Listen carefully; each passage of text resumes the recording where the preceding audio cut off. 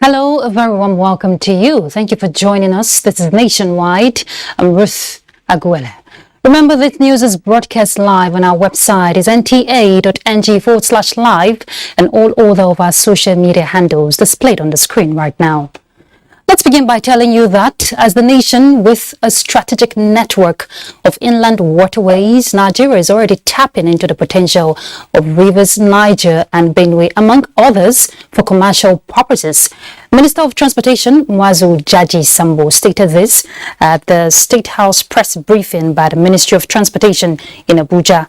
He said completed and ongoing railway projects would also ensure connectivity within Nigeria and across Africa. He spoke further on the state of the nation's sea ports. The ministry implemented the Deep Blue project, otherwise known as the Integrated National Security and Waterways Protection Infrastructure, in order to prevent illegal activities in Nigeria's maritime waters. But since the commissioning took place, there hasn't been a single reported case of piracy in Nigeria's exclusive economic zone. Now, in bridging the infrastructural gaps in the rail sector, the Ori-Itakwe standard gauge lines, like I said earlier, were constructed, remodeled, and put to commercial use. Now, we also have ongoing railway corridors. The Port Harcourt-Maiduguri Eastern Line is ongoing. The Kano-Kaduna rail line is ongoing. And the Kano to Maradi is ongoing. An administration that has completed at least 3 standard gauge rail lines of lacking achievement. Indeed, the Buhari administration is spoiled for choice in celebrating its achievements. The ministry added that already government is working to amend the relevant transport laws to liberalize the sector for more competitiveness. The new dimension of combating security challenges through kinetic and non-kinetic operations is yielding the desired result. Minister of Defense Bashir Magashi stated this at the 2022 Annual Defense Advisors and Attaches Annual Conference holding in Abuja. Defense correspondent Ismail Musa reports.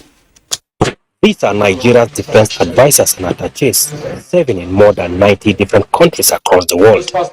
This annual conference therefore provides an avenue for the Defense Intelligence Agency to review strategic policies aimed at managing the nation's security threats. All security agencies are encouraged to exploit avenues within their respective systems to come up with innovations of identifying and confronting the challenges facing us as a nation. The smart approaches we have been employing are yielding positive outcomes. In the Northeast and Northwest, we have been recording a high degree of success in operations, as well as satisfactory levels of peace and stability. With the transborder nature of emerging security challenges, the conference is focusing on sustaining Nigeria's defense and security, the role of the defense attaché system. As we all know, the terrorist group leverage on foreign affiliations to sustain their franchise. The need for international cooperation in countering the terror groups cannot be overemphasized. Defense attaché and advisors have done well to elicit this cooperation from their countries of accreditation and to deny the same support to our adversaries. The project for the expansion of the DIA headquarters from 3 to 6 floor structure was also flagged off. From the Defense Intelligence Headquarters in Abuja, Ismail Musa, NTA News. All right, let's talk arts. Once again, the stage is set for Nigeria to benefit from its rich cultural diversity as contingent from states converge on Lagos for the 35th Annual National Festival for Arts and Culture, NAFEST 2022. The festival, according to the Director General of the National Council for Arts and Culture, Olusegun Runsewe, is to serve as a platform for the enhancement of national unity and peaceful coexistence among Nigerians. National Stadium Surulere, Lagos, is the venue of the festival. We hear it's already agog as the festival kicks off. And right now we join our correspondent, Adeola, from the venue of the event. It's been a long day for her, so she's going to give us an ambience of what's happening there. Adeola, I know it's a long day for you, but what can you tell us? What's happening at this time? Okay, right about now, states are still arriving the National Stadium here in Lagos. It's indeed a beehive of activities. We have contingents from states of the Federation, and of course we have arts and crafts all the way from Ghana. Everybody is here. They're getting ready for the main event. And let me inform you that there's going to be a grand performance tonight by the Lagos State Troupe. We all know that Lagos State is hosting. And of course, we know that Eko is always Eko for show. Yes, we're seeing the ambulances, the business concerns here. People are out doing bricks business. Everybody is just excited, and they also have a lot of activities, including free skills acquisition training that will be taking place in the course of this festival. And we know the theme is culture and peaceful coexistence. I have with me here the Director General of NCSC. He will be telling us more about this year's event, and so I want to welcome you to Nationwide, sir. Thank you very much. Could you tell us, Otumba Shaguruchewe, why this event is unique? Well, thank you very much. The festival is a festival that unites the nation, and this particular one, 31st edition of it, is happening in Lagos. We are a lot of activities. You know, Lagos is the center of excellence. We've seen a lot of people here coming for big business, etc. All the hotels around this vicinity are all fully booked. So for us, good business for the Lagos people, and good network for us to know each other better. That's the man from Akwa Ibom is coming, the man from Kano, from Oyo, from just name it, all over the place. We're all very excited to meet their brothers and sisters. So it's a unique point of networking and for cultural coexistence as a people. So as of now, how many states would you say have arrived? We have 12 states as of now that have arrived, and they've been taken to their accommodation. So they're getting ready for the state performance tonight by Lagos State, and tomorrow we open up the registration proper, and by Wednesday the official opening ceremony will take place. Okay, would you please keep us abreast of the plans for security, crowd control, and of course medical? I must tell you, honestly, Governor Sanwo-Olu is a great man. He gave us 11 ambulances. You can see them here. You can see them all over the place. He brought one of the first ever I've ever seen refuse collection points.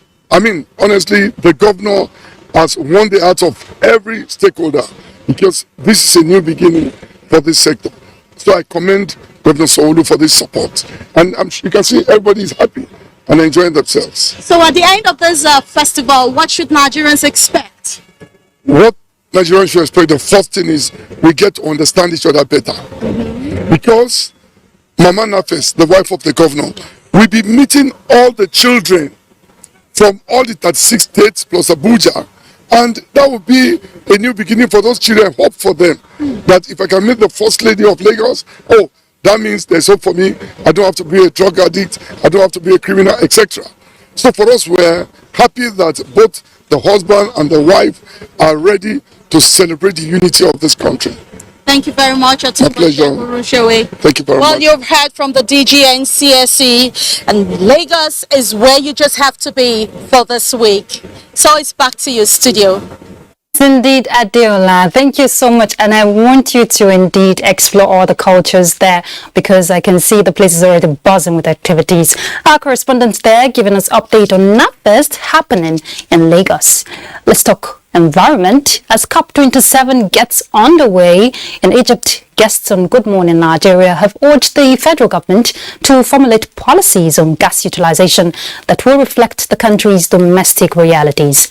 They note that effective gas utilization begins with getting the right data on gas flaring activities.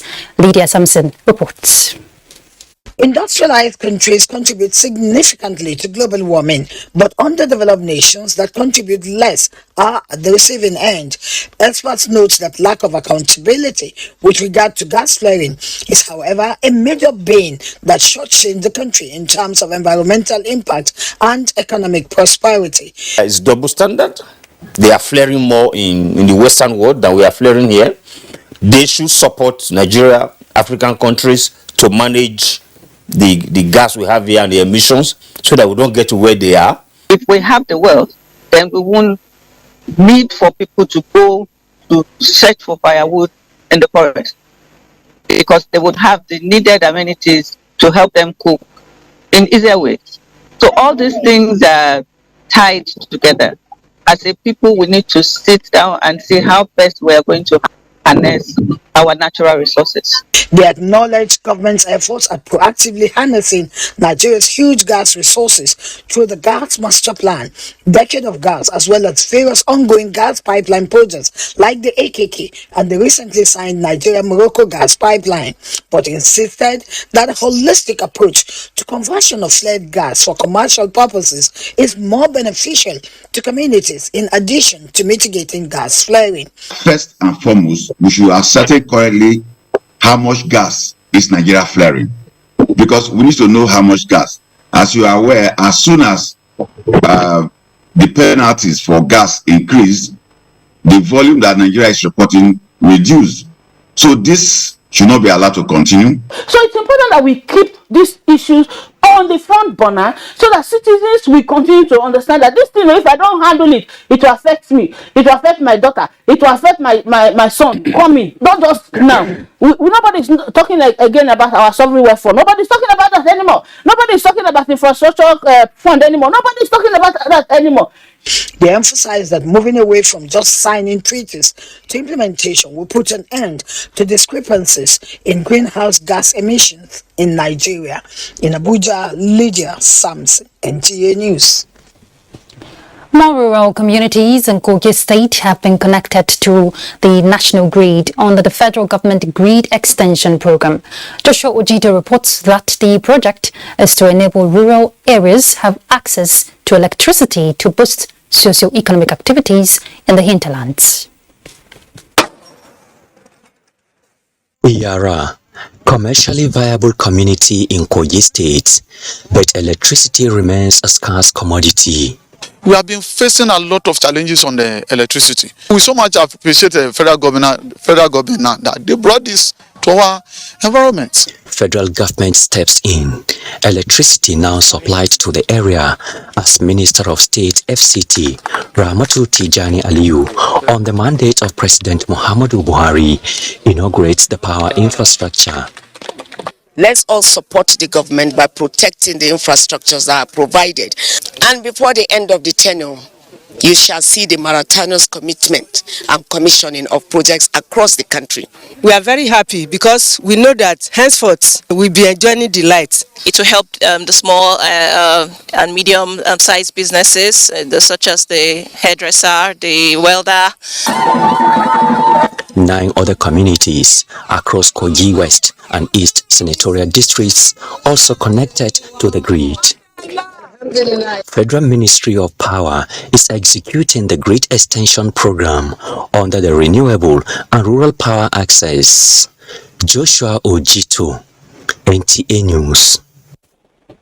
Frequent cases of building collapse and imminent flooding can be properly managed in Nigeria if professionals are engaged at the planning of most projects. The advice is coming at the end of a symposium by the Nigerian Association of Exploration Geophysicists in Abuja. President of the association, Akinola George, was particular about the need for private-public partnership in building critical national assets that will stand the test of time. Times ago, revealed that buildings are being founded on fracture zones of structural disturbance, and no matter if your structure is solid and you build your foundation on a place where the soil will fail, definitely it will fail. Look at our roads. Look at our roads. Roads are failing every day because people, they are not using the correct method. They are not using geophysics and all the rest of it to map out where you have to put concrete, where you have to put some other materials. The geophysics has quite a lot of branches. Processes happening deep down the earth can make the ocean rise. So in that respect and many other ways, you can now see how the knowledge of what goes on beneath us, for example, seismic activity, which takes place all the time in the earth, but we only feel it when it comes close to us. The government policy on diversifying the economy is hinged on the growth of the solid minerals and to some extent agriculture. Furthermore, adequacy in water supply, energy and energy mix represents key indications for sustainable development. Geophysics plays a key role in the search and exploration of most natural resources, oil and gas, solid minerals, metals, groundwater, energy, as discussed in this document. Investors in the Nigerian mining industry need not to travel miles to get licenses to operate, but just with the press of a button. Director General of the Nigerian Mining Cadastral Office, Obadiah Simon Ikom, expressed this at the just concluded Nigerian Mining Week, where the electronic mining cadastral system EMC Plus system was unveiled by the Vice President, Professor Yemi Oshibajo. Majorly, we are talking about ease of doing business. We are talking about somebody in Australia that does not really need to spend 2 days or 3 days to come to Nigeria. All he needs to do is use his phone or whatever. It reduces the travel time. At the end of the day, you find out that it becomes more effective, becomes more efficient, becomes more easily usable. At the same time, you find out that when you have to spend 1 million naira, 2 million naira, or whatever in transport, you just use your phone and then or laptops or whatever, and then do it. Looking at it locally, it will now encourage foreign investments. All right, let's take a break, but when we come back, we'll be heading to Just to join Felicia. She'll pick up from there, so stay tuned.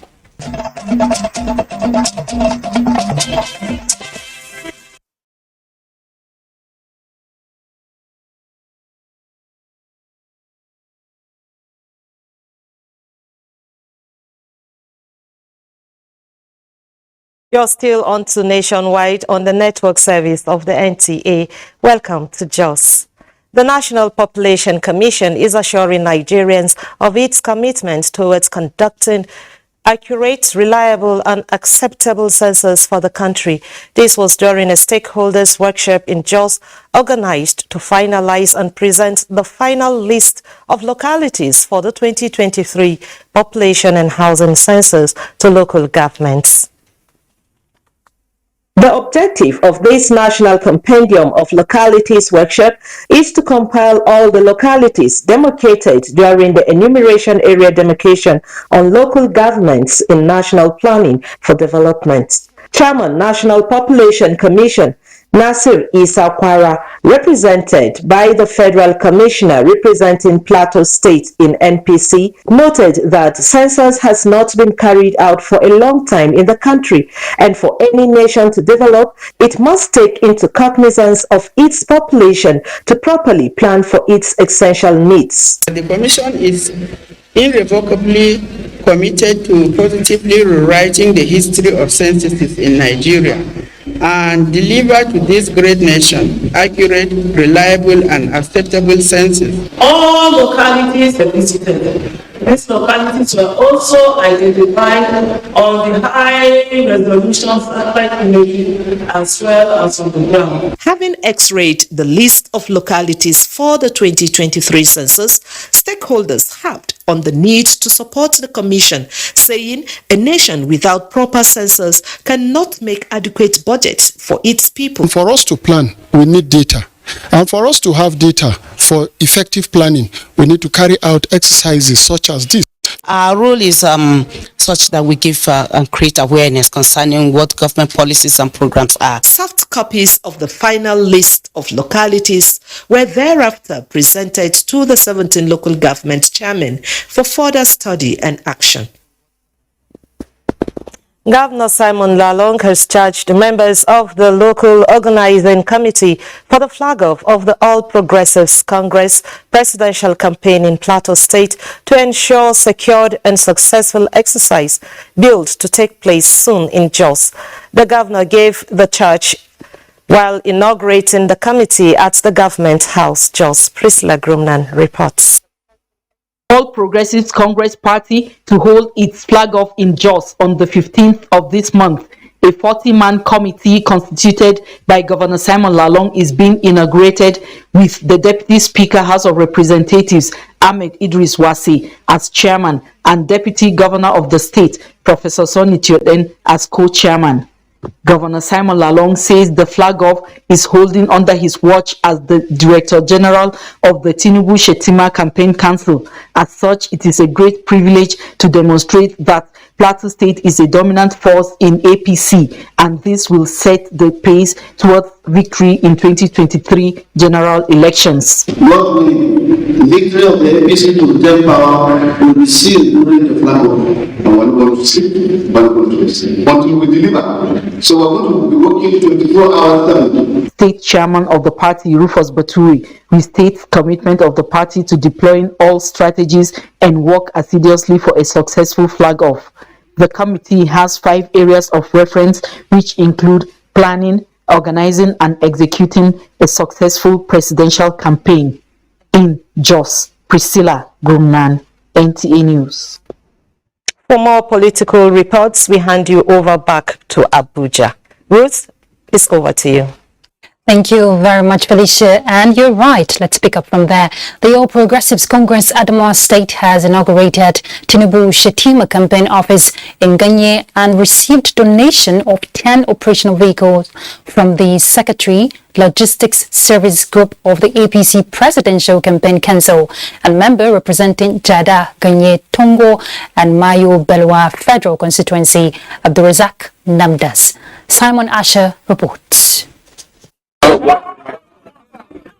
The provision of the campaign office and the vehicles is to assist in mobilizing the electorate in Adamawa State towards the victory of the APC presidential candidate Bola Ahmed Tinubu.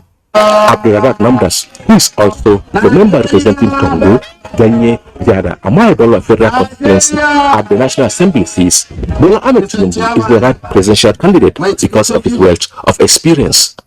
We have a candidate that of all the candidates put together, it is Bola Tinubu and others. So we have to work for our president to ensure that he wins. APC leaders and stakeholders in Adamawa State who thanked Abdulrazak Namdas for such a gesture expressed belief in the capacity of Bola Tinubu to bring about development in Nigeria. In Yola, Simon Asher, NTA News.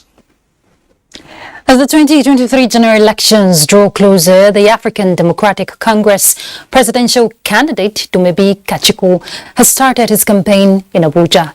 Linda Okorie Igwe will tell us more. Expressing his readiness to work and lead his party to victory in the 2023 presidential elections, Kachiko says running for the highest office in the land is not a decision he made on the spur of the moment, but one that has been defined by the very essence of his life. I will do everything to engineer or activate or reignite our economy. We must rescue Nigeria. A rescue mission is not the mission of one hero. We must all be heroes in our personal spaces. So the aggregation of all our efforts will deliver our country. I will be the president who is comfortable telling the Nigerian people on a daily basis that he loves them. He challenges the citizens to define their common character as Nigerians and constitute a new nation. The sanctity and dignity of life will be restored under my watch. We must not let our basic decency as human beings be eroded. Our precious women will join us on the table of equality. Kachukwu plans to hold town hall meetings across the nation as he advocates peace, unity in the country, irrespective of religious or geographical differences. In Abuja, Linda Okori Igwe, NTA News. The Inter-Party Advisory Council says it is on the same page with the Independent National Electoral Commission (INEC) and all patriotic citizens who crave to work towards having elections in which the votes of the electorate count. IPAC National Chairman Yabagi Sani expressed the Council's position in Abuja. Timothy Yusuf reports. With electioneering campaigns and consultations ongoing by the various political parties to sway electorate ahead of the 2023 general elections, breaches of the laws are considered inimical to the process. We are looking for an issue-based campaign with high level of decency. Not for anything, because Nigeria is looked up to as a leader, not only on the continent of Africa, but all over the world. The nation's security agencies and other relevant bodies are expected to gear up in the performance of their statutory responsibilities professionally and objectively. The question we are asking is, as you prepare for the election, for voting, how do you prepare to deal with political criminals who will manipulate the process? Stakeholders insist no stone will be left unturned in tracking and bringing to justice the perpetrators of recent incidents of politically motivated violence, vote trading and ballot box snatching, as witnessed in recent elections in Nigeria.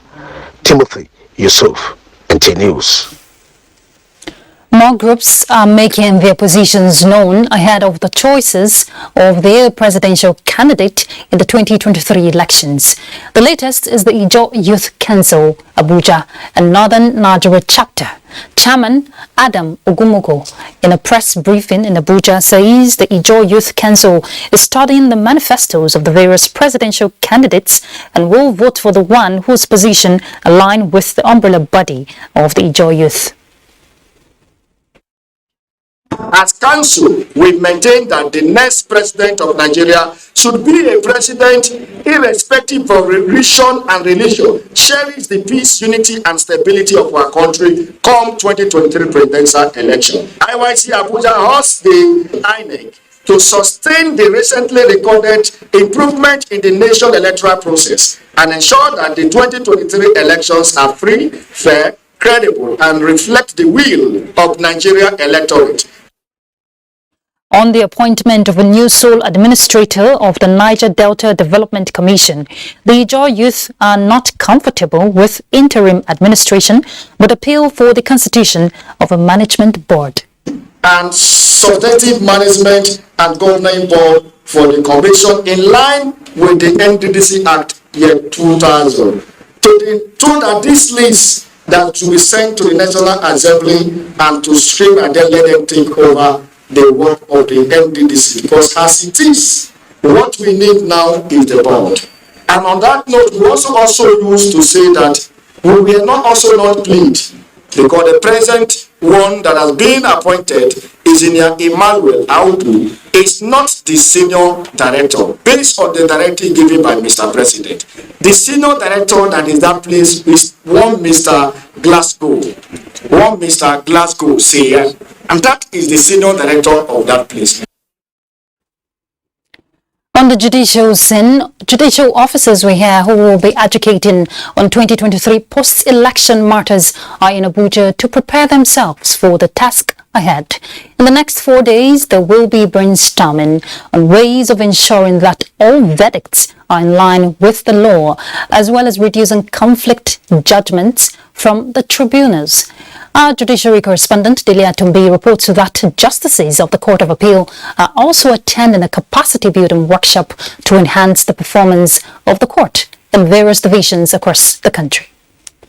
307 judicial officers are the ones to be empaneled as members of the National Assembly, House of Assembly and Governorship Election Petition Tribunals for the 2023 general election. Section 285 subsections 1 and 2 provide for the establishment of the tribunals to determine the validity or otherwise of the elections of candidates for the offices in the National Assembly, House of Assembly and Governor of any state. These tribunals served as trial court and their decisions are subject to appeal. Administering the oath of office on the judicial officers, the Chief Justice of Nigeria, Justice Olukayode Aruwola, urged them to be upright in all their decisions. Both the Chief Justice of Nigeria and the President of the Court of Appeal charged the judicial officers to protect the integrity of the judiciary in all their decisions as they uphold the truth and dispense justice accordingly. I can confidently tell you that this is a weighty undertaking you have just signed before the Almighty God. I am saying this because as the Chief Justice of Nigeria, I will not condone any act of recklessness, abuse of power, and public trust. This is a real privilege, and your lordships must give a good account of yourselves. You must resist all and any form of pressure and influence, as well as gratification that may come your way.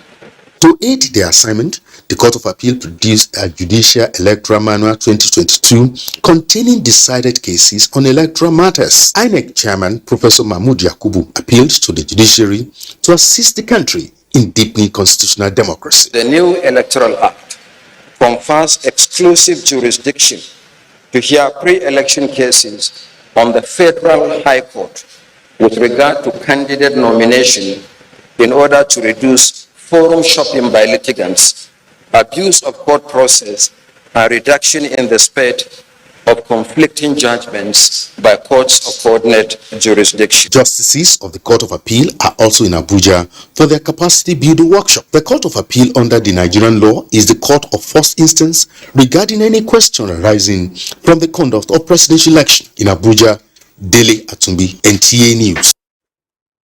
We're heading to Lagos now to join Michael for the next set of reports. Michael?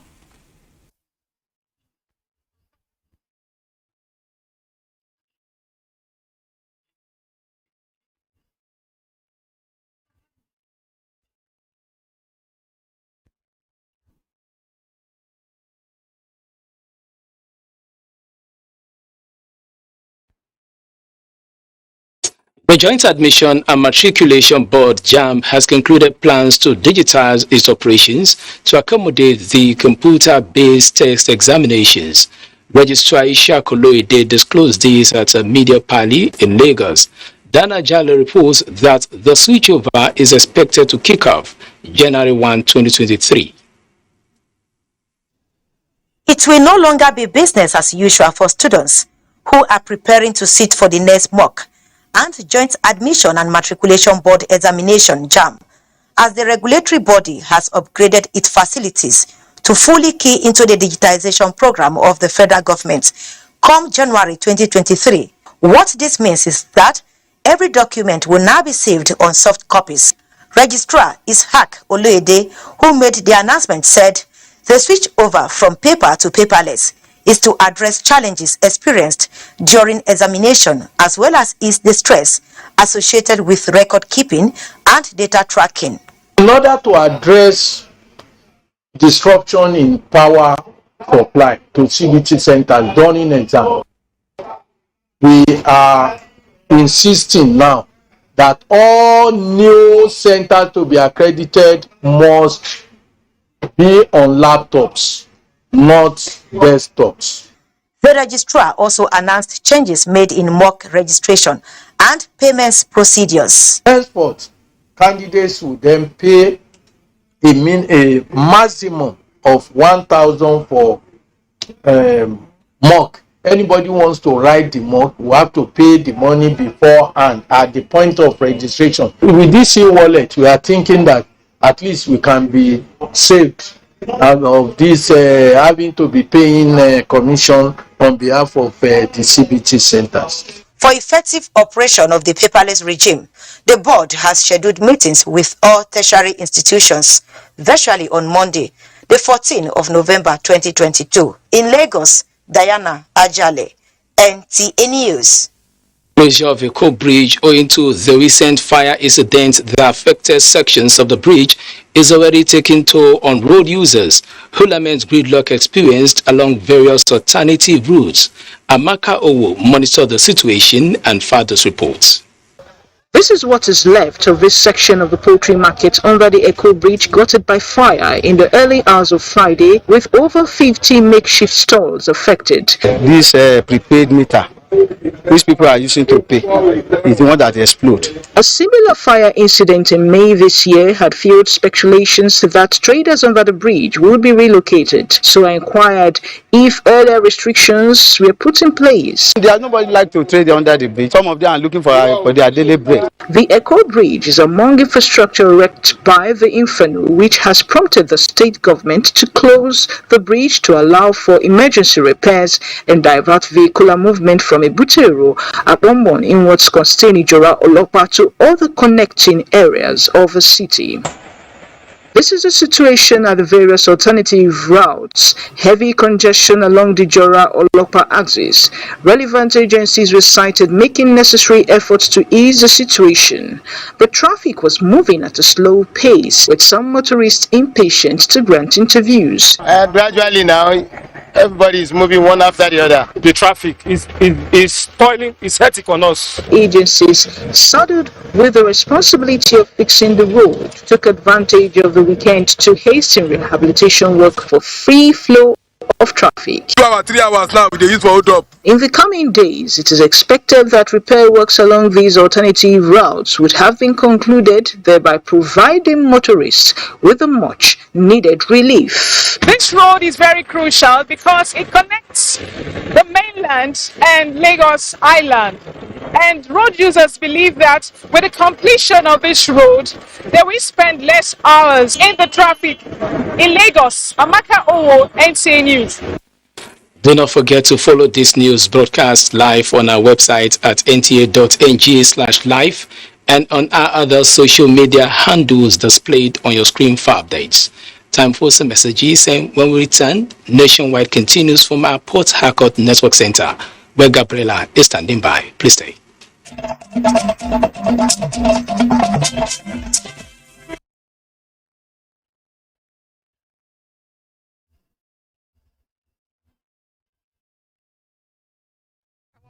Welcome to Port Harcourt Network Center. Rivers State Governor Nyesom Wike has tasked the new Commissioner of Police, Okon Effiong, to discharge his duty with utmost sense of professionalism. The governor was speaking when he played host to the new CP at Government House, Port Harcourt. Ogedinyebre reports. Okon Effiong is the new Commissioner of Police in the state and the 43rd Commissioner to head the Rivers State Command of the Nigerian Police. As it is customary, the new commissioner is in Government House to present himself to the governor, prospect ways for better policing of the state, sue the support and cooperation of the Rivers State government and its citizenry for enhanced policing of the state. The commissioner commended the Rivers State government for its support to police formations in the state, stressing that the peace and security enjoyed in the state will be sustained and the state witnessing a more strategic way of policing. We will deliberately endeavor to step on our performance. To achieve this, His Excellency, I have undertaken a critical assessment of the security architecture and deployment in the state already. Governor Wike promised that his administration will continue to give the police and all security agencies in the state the necessary support to ensure that they fight crime and criminality adequately. The governor hinted that the state government is considering building a new police station at Rome Pericon, which will be a replica of what they have done at Ubunabale. So CP will grant permission if you not get angry. I think we should be able to also give them support through CP. Each of them will give them five lots.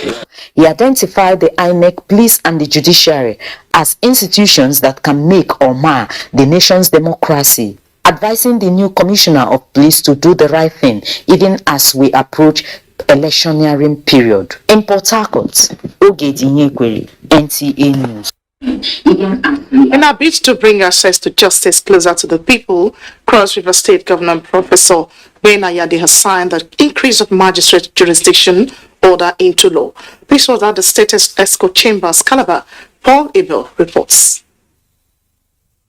The magistrate court has a limit to entertain civil matters, which has remained the same for the past 17 years in Cross River State.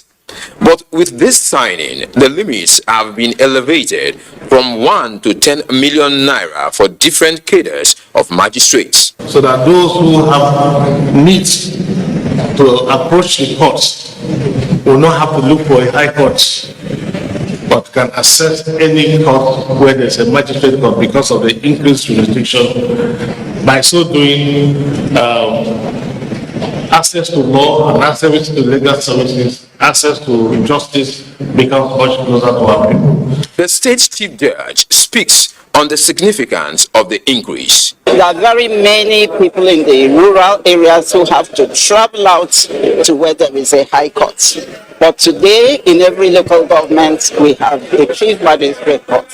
So they can go there to lay their claims, provided what they're claiming for is from 10 million naira and less. The governor has the powers to increase and revoke the magistrate jurisdiction order according to section 31 subsection 1 of the magistrate court law of Cross River State. In Calabar, Paul Abel, NTA News. And that's the size of a package from Port Harcourt. Nationwide continues with route in Abuja. Thank you very much, Gabriel. Learning through play helps children focus on activities. Now, one good thing about this teaching method is that it impacts positive knowledge on children as they learn through positive experience, and the child tends to remember such experiences. Now, because it is fundamental to the children, talking about this learning process, 5-year-old Alamin Sani, who has big dreams, says someday he wants to become the president of Nigeria. Olayinka Ojo tells us more about this amazing little boy. Let's see it together.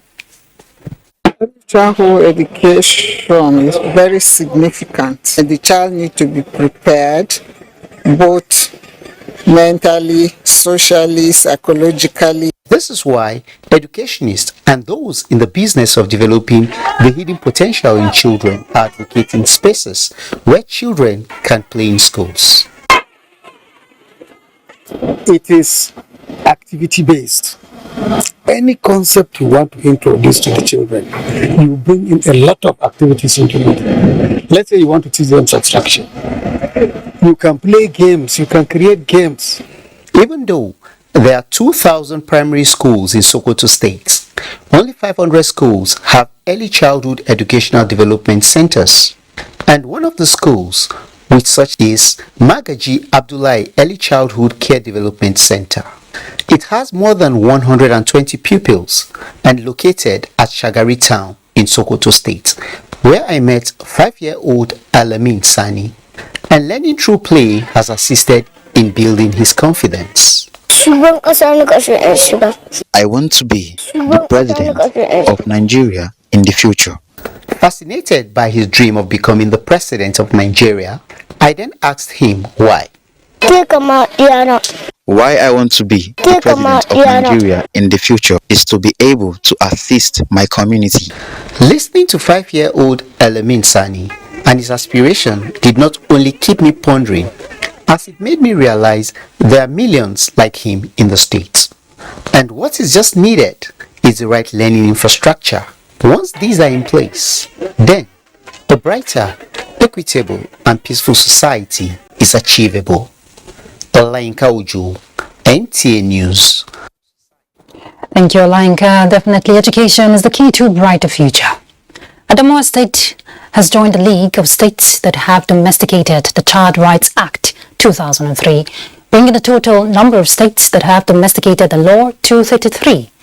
The Minister of Women Affairs, Pauline Tallen, appreciates the ministry's partners who have continued to support the advocacy to ensure a Nigeria fit for all, while commending the Executive Governor of Adamawa State, Amadu Fintiri, and the State Assembly on this giant stride. The Governor has been urged to go a step further to put in place mechanisms for its proper implementation, including adequate funding. Determined to maintain its position in the national food quest, the Kebbi State government is partnering with the Islamic Development Bank, Federal Ministry of Agriculture, and Federal Ministry of Finance to ensure that such a goal is achieved.